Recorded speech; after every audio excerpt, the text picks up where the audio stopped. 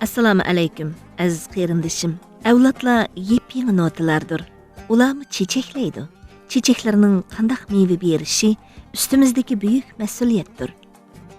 Suyimli payg'ambarimizni chin dilidan taniydigan, dinimiz islomni o'z ona tili bilan o'rganib, o'z xalqiga shirin mevalarni sunalaydigan avlodlar atimizning taxirsiz umididir.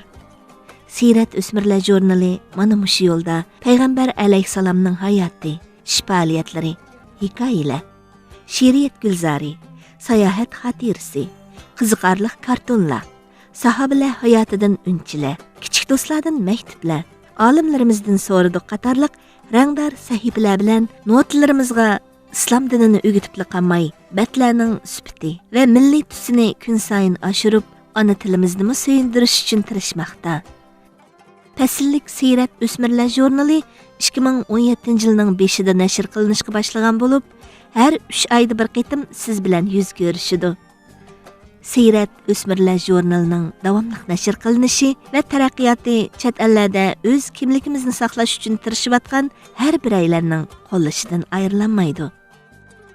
Dunyoning har qaysi joylarida bu jurnal kirmagan birmi Uyg'ur oilasi qolmasligi uchun Sirat o'smirlar jurnaliga mushtari bo'ling, tavsiya qiling. Tama ko'l to'lur, kelgusimiz gul bo'lur.